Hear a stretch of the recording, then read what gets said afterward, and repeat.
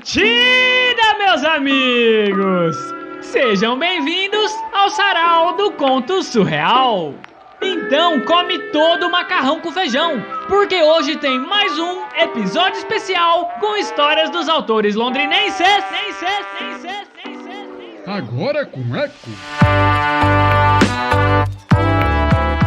E a história de hoje é A Lenda do Morto-Vivo do Cemitério São Pedro, escrita por Fernando Gimenez, escritor e professor universitário londrinense.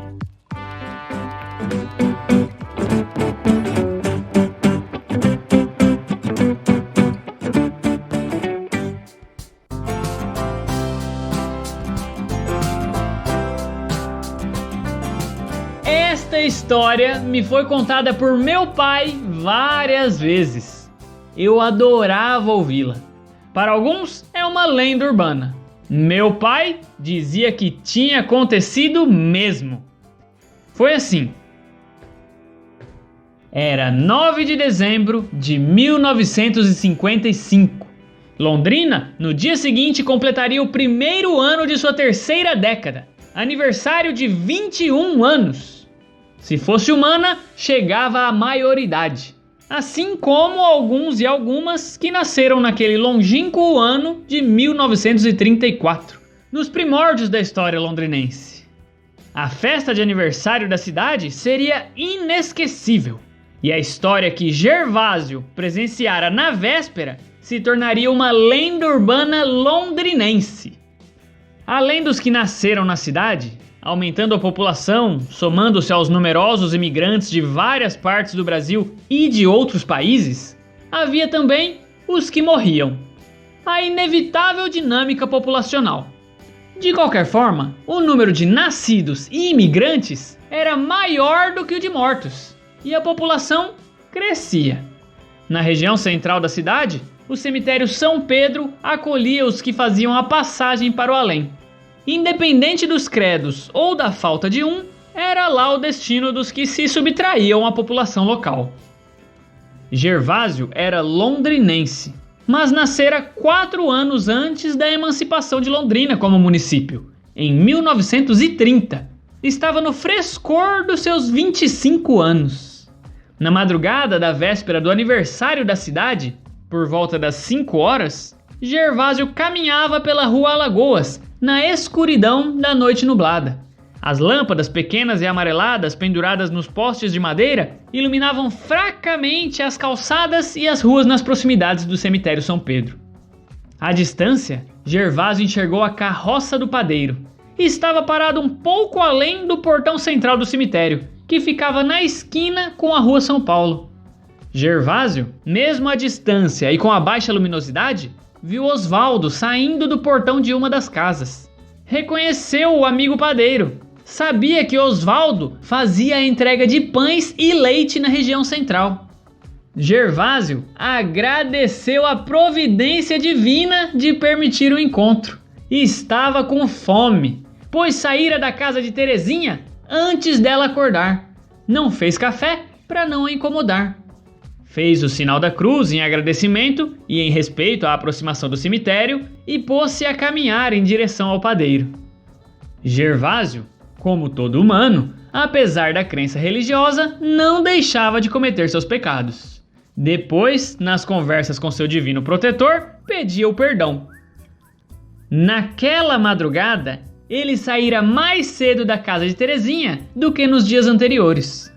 Era uma sexta-feira, dia que saía mais cedo. Professora do então ensino primário, Terezinha era casada com Dorival, representante das Indústrias Reunidas Francisco Matarazzo, no norte do Paraná. Dorival era o que se chamava naquela época de viajante. De segunda a quinta, visitava os varejistas da região de Apucarana e Maringá, tirando os pedidos que seriam enviados ao escritório central da Matarazzo, em São Paulo. Voltava para casa nas manhãs de sexta e fazia a praça local aos sábados. Começava com a visita à Casa Gimenez, de Cristóvão e Quilda, casados há apenas 2 anos. Dorival tirava o pedido semanal do Jimenez. Era sempre um pedido de bom tamanho.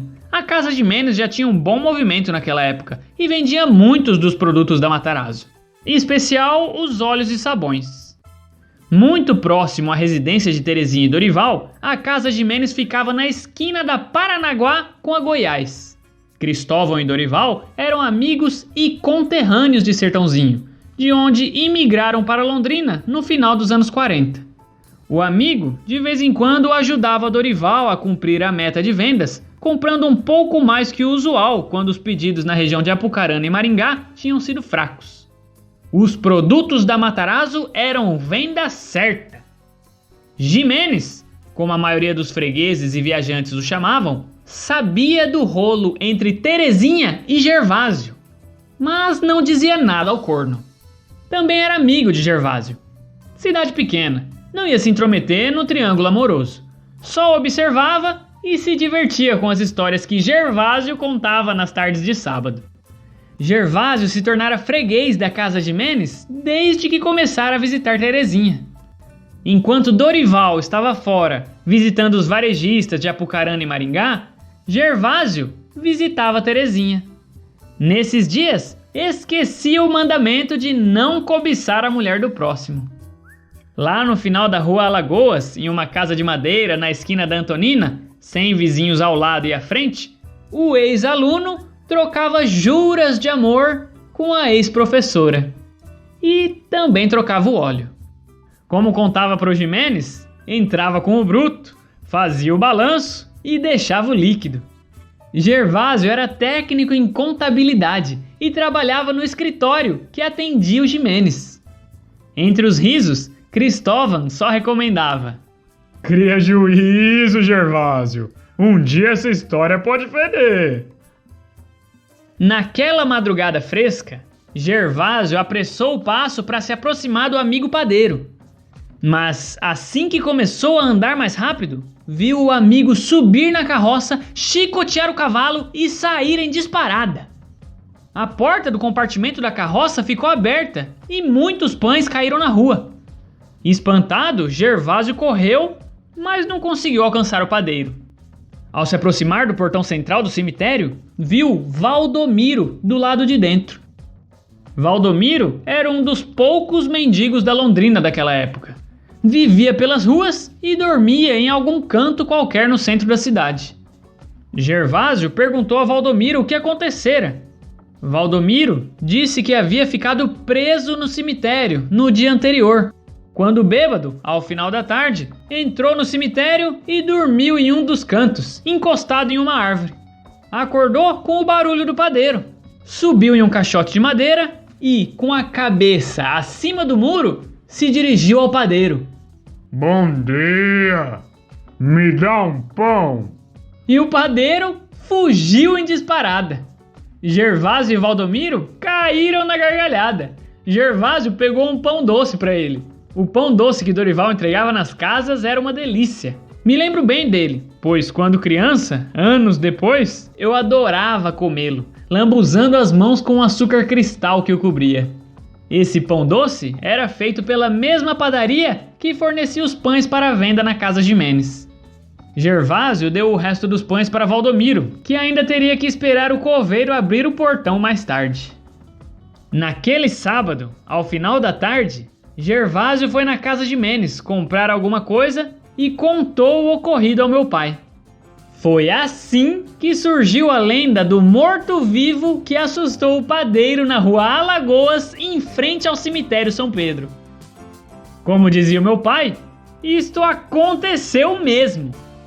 O restante da história? Talvez seja fruto da minha imaginação.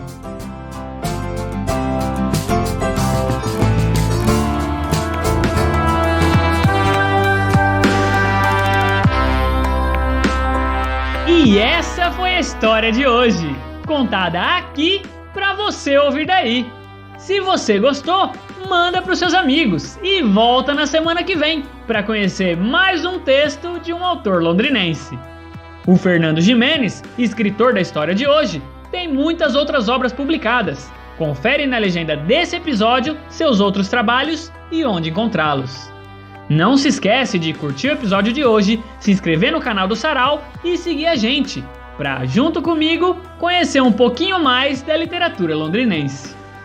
E hoje, o recado do seu Cuia é para você que acompanha todos os episódios do Sarau. Ô Lucas, depois dessa história de cemitério que teve hoje, eu vou falar um recado de cemitério, pode ser? Pode falar. Ouvinte, quando você vai no cemitério visitar os pessoal que mora lá, acender uma vela, tenta dar uma ligadinha antes para avisar, porque ninguém gosta das pessoas que aparecem assim de repente na casa da gente.